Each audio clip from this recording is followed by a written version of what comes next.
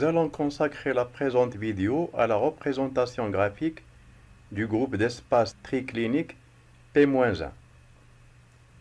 C'est le groupe numéro 2 sur les tables internationales de cristallographie et ses caractéristiques se trouvent sur les pages 114-115. Nous rappelons que la représentation graphique ou construction d'un groupe d'espaces consiste à représenter la projection plane de la maille sur le plan de l'une de ses faces, avec précision des positions atomiques et représentation des éléments de symétrie. Nous faisons remarquer que le tracé de la projection plane de la maille doit se faire en tenant compte du système cristallin du groupe d'espaces étudié. Tenant compte alors de cette remarque, la représentation graphique du groupe d'espace P-1 peut se faire de la façon suivante.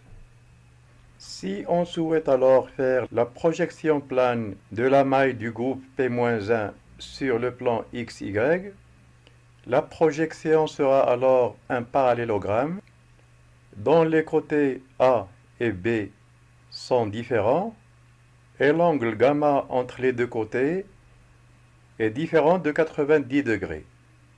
À l'intérieur de la projection, on représente un segment parallèle au côté A et un autre parallèle au côté B. Le croisement des deux segments va permettre de repérer le centre de la face. L'étape suivante va être alors de repérer une position quelconque x, y, z dans la maille et la représenter sur cette projection. La position x, y, z sera alors représentée par un cercle ayant comme coordonnées x, y. Ces deux coordonnées sont donc lisibles directement sur la figure.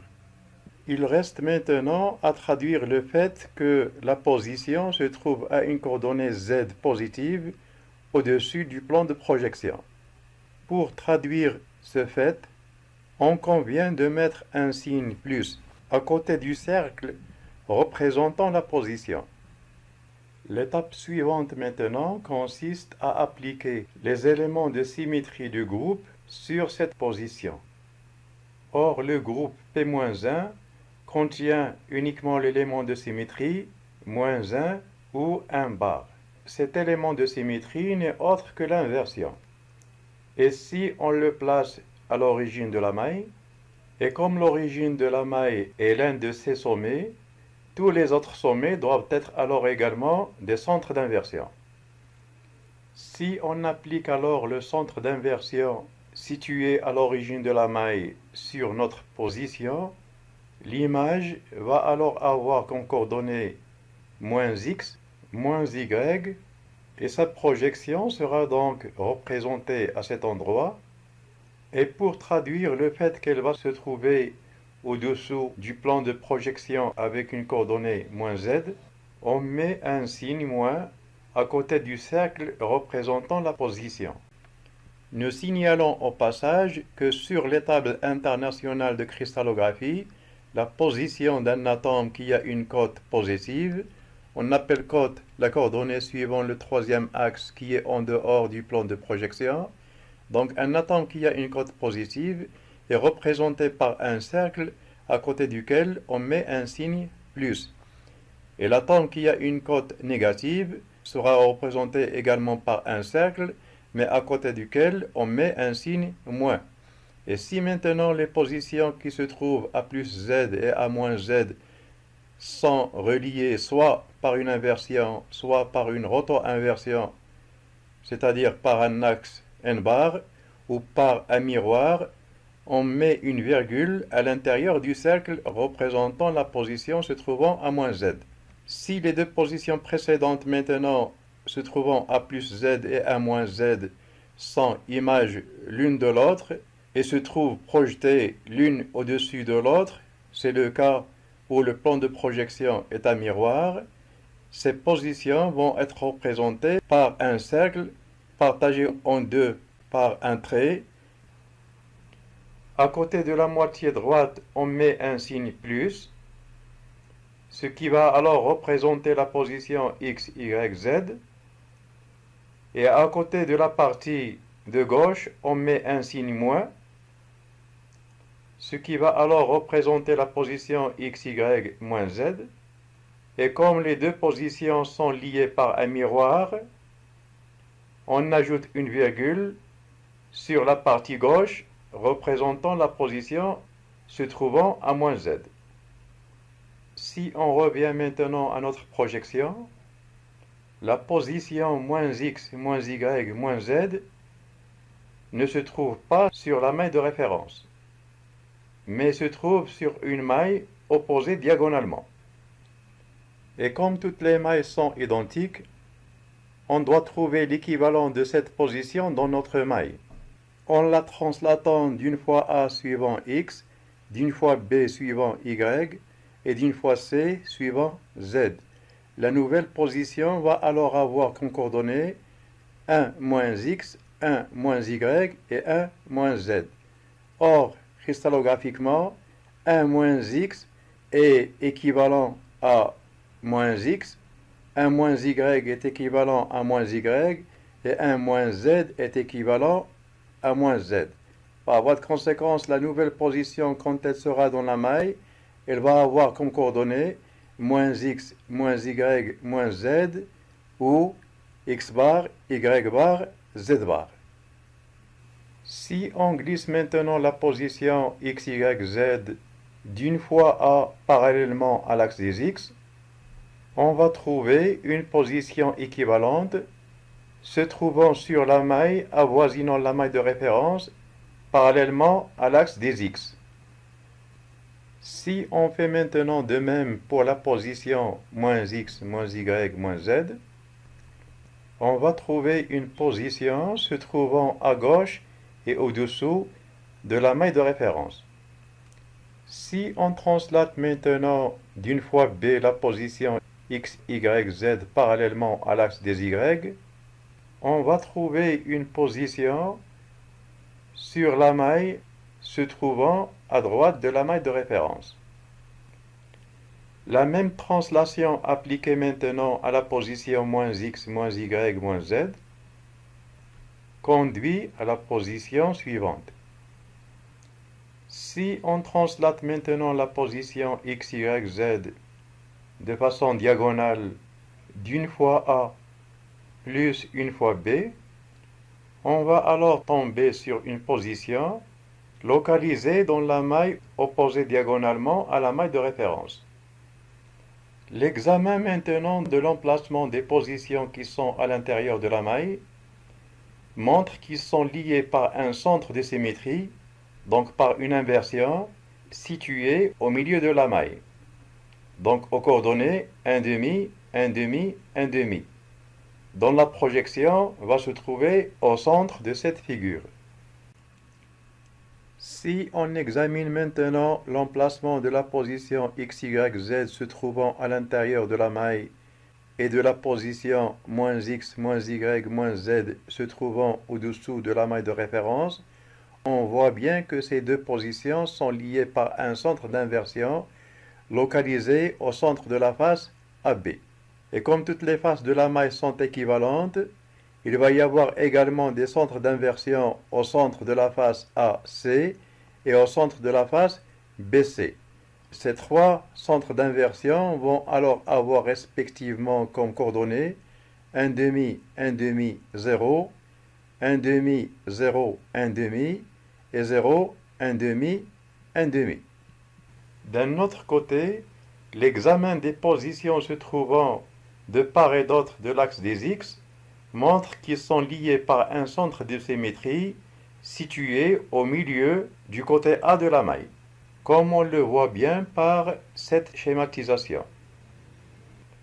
L'examen maintenant des positions se trouvant de part et d'autre de l'axe OY montre là aussi que ces positions sont liées par un centre d'inversion situé au milieu du côté B de la maille.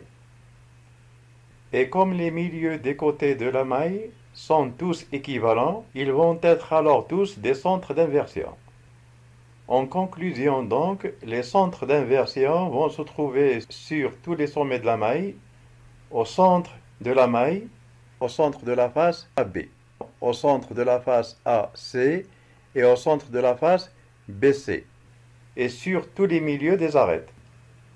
Dit autrement, ces centres d'inversion vont se trouver en 0, 0, 0, en 1,5, 0, 0, en 0, 1,5, 0, en 0, 0, 1,5, en 1,5, 1,5, 0, en 1,5, 0, 1,5, en 0, 1,5, 1,5, et en 1,5, 1,5, 1,5. Signalons au passage que sur la projection de n'importe quel groupe d'espace, les atomes qui vont se trouver sur l'axe parallèle à l'axe des X et passant par la position X, Y, Z vont tous avoir la même coordonnée Y. D'un autre côté, les atomes qui vont se trouver sur l'axe parallèle à l'axe des X, mais passant cette fois par la position se trouvant à moins Z à l'intérieur de la maille, ces atomes vont avoir comme deuxième coordonnée 1 moins Y. Or, en cristallographie, 1 moins Y n'est autre que moins Y, ou Y bar. De la même façon maintenant, les atomes qui se trouvent sur l'axe parallèle à OY et passant par la position de coordonnées X, Y, Z, ces atomes vont avoir tous la même coordonnée X. Et pour ce qui concerne maintenant les atomes se trouvant sur l'axe parallèle à OY et passant par la position ayant comme coordonnées moins X, moins Y, moins Z, se trouvant à l'intérieur de la maille, ces atomes vont avoir tous comme première coordonnée 1 moins X. En cristallographie, 1 moins X est équivalent alors à moins X ou X bar. Et de la même façon, la coordonnée 1 moins Z sera l'équivalent de moins Z ou Z bar. Si on revient maintenant aux positions atomiques, la projection montre qu'elles sont en nombre de 2. La première a pour coordonnées X, Y, Z, et la deuxième a pour coordonnées moins X, moins Y, moins Z, ou X bar, Y bar, Z bar. Sur les tables internationales de cristallographie, ces positions constituent ce qu'on appelle la position 2I1. Le 2 à gauche veut dire que les positions équivalentes sont en nombre de 2. Pour ce qui concerne le 1 à droite, ça veut dire que la position X, Y, Z dans la maille est une position quelconque, ce qu'on peut exprimer par le fait qu'elle est située sur l'axe de symétrie identité 1. Ceci étant dit, d'un autre côté, et comme on l'a expliqué tout à l'heure, la maille correspondant au groupe P-1 contient un certain nombre de centres d'inversion qui sont situés, on le rappelle, sur tous les sommets de la maille, sur les milieux de toutes les arêtes, au centre des faces et au centre de la maille. Dit autrement, ces centres d'inversion vont se trouver en 0, 0, 0, en 1,5, 0, 0, en 0, 1,5, 0, en 0, 0, 1,5, en 1,5, 1,5, 0, en 1,5, 0, 1,5, en 0, 1,5, 1,5, et en 1,5, 1,5, 1,5.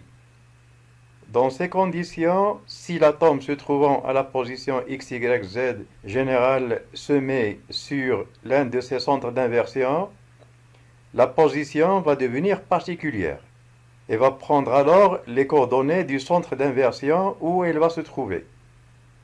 Comme le centre d'inversion le plus simple est celui situé à l'origine de la maille, il a pour coordonnées 0, 0, 0.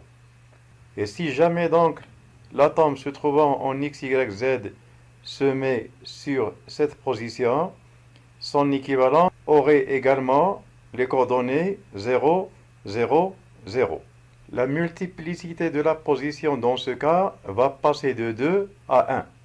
De même, si maintenant l'atome se met sur le centre d'inversion se trouvant au milieu du côté C de la maille, ses coordonnées seront alors 0, 0, 1 demi, et par voie de conséquence, son équivalent aurait également comme coordonnées 0, 0, 1 demi.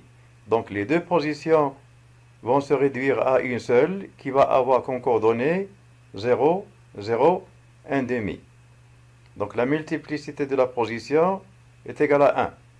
Si maintenant l'atome se met sur le centre d'inversion situé au milieu du côté B de la maille, ses coordonnées seront 0, 1 demi, 0, et son équivalent aurait les mêmes coordonnées. La multiplicité qui était alors égale à 2 va se réduire à 1, donc une seule position. Si maintenant l'atome se trouve au milieu de l'arête A de la maille, ses coordonnées vont être 1 demi, 0, 0. Son équivalent aurait également les mêmes coordonnées. Et donc la position générale va se réduire à une seule position de multiplicité, donc 1. Si maintenant l'atome de coordonnées x, y, z se met sur le centre d'inversion situé au centre de la face AB, donc il va avoir comme coordonnées 1 demi, 1 demi, 0, et son équivalent va avoir également les mêmes coordonnées. De même, si maintenant l'atome se met sur le centre d'inversion situé au centre de la face AC, il va avoir comme coordonnées 1 demi, 0, 1 demi, et ce serait de même pour son équivalent. Et si l'atome se met sur le centre d'inversion situé au centre de la face BC, ses coordonnées vont devenir 0, 1 demi, 1 demi, et il en serait de même pour son équivalent situé au moins x, moins y, moins z. Et enfin, si l'atome se trouve au dernier centre d'inversion qui est situé au centre de la maille, donc les coordonnées de cet atome vont devenir 1 demi, 1 demi, 1 demi, et son équivalent va avoir comme coordonnées moins 1 demi, moins 1 demi, moins 1 demi, qui est l'équivalent de 1 demi, 1 demi, 1 demi. Donc les deux atomes vont avoir la même position, 1 demi, 1 demi, 1 demi. La multiplicité donc sera égale à 1 comme toutes les autres positions. De façon générale, comme dans ce cas-là, dans tous les groupes où il va y avoir un certain nombre de positions particulières, la première à partir du bas va être celle où l'atome sera sur l'élément de symétrie le plus proche de l'origine de la maille. Dans ce cas, c'est le centre d'inversion situé en 0, 0, 0. Et de façon générale, donc cette position sera appelée position petit a. Donc en somme, la position particulière 0, 0, 0 sera désignée sur les tables internationales par le symbole 1, A, 1 bar. 1, c'est la multiplicité, ça veut dire qu'il est unique. 1 bar, ça voudrait dire que c'est une position sur un centre d'inversion. Et petit a, c'est la position la plus proche de l'origine de la maille. Les autres ensuite vont être désignés par les lettres petit b, c, d, e, f, g et h.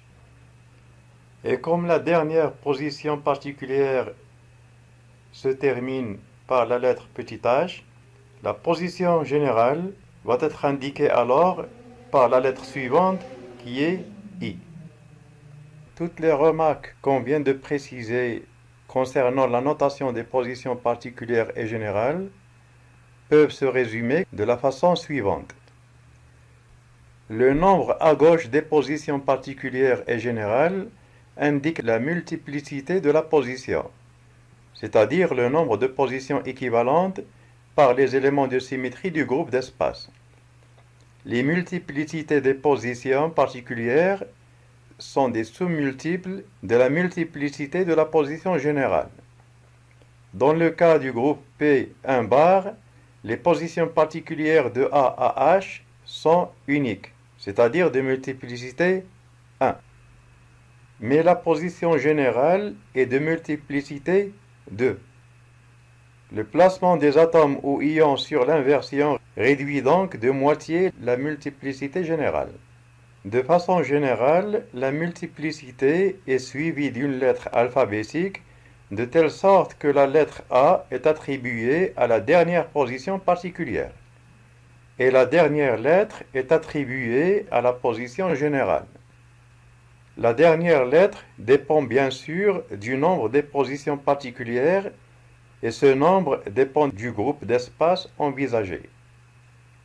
Et comme on l'a signalé tout à l'heure, la lettre alphabétique repérant une position donnée indique l'élément de symétrie où se trouve la position considérée. La position A sera celle où l'atome ou ion est sur l'élément de symétrie le plus faible et le plus proche de l'origine.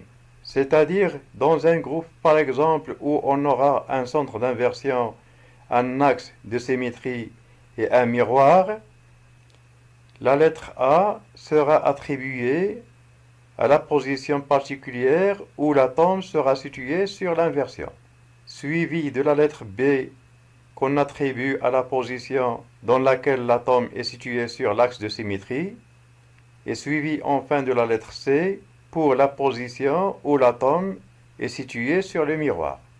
Donc de façon générale, on commencera toujours par les positions particulières où l'atome occupe un centre de symétrie si ce dernier existe dans le groupe, suivi des positions particulières où l'atome occupe un axe de symétrie si là aussi ce dernier existe dans le groupe d'espaces envisagé, et suivi enfin des positions particulières où l'atome occupe un miroir, si bien sûr ce dernier existe dans le groupe.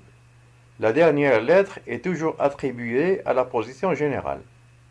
Pour clore la présente vidéo, nous présentons les pages des tables internationales de cristallographie correspondant au groupe triclinique P-1.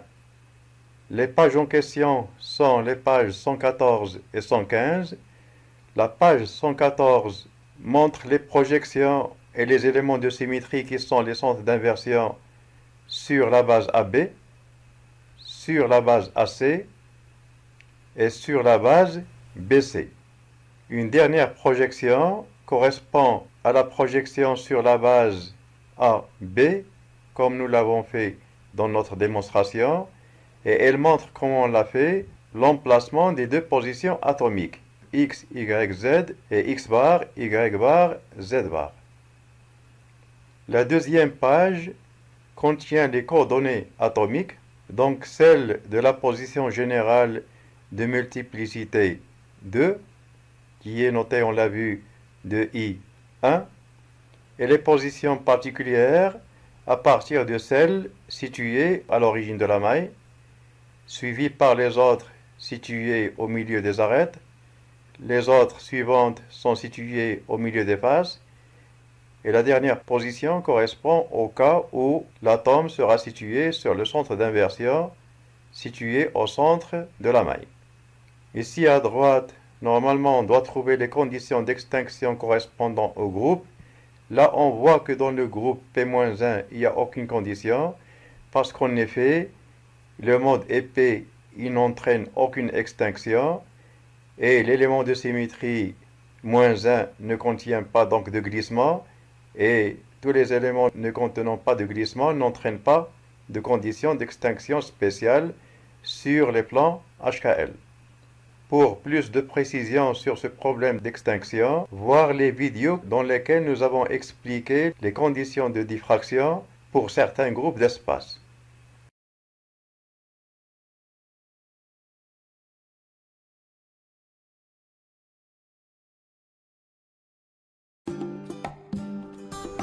J'espère que la présente vidéo vous a bien servi et à la prochaine.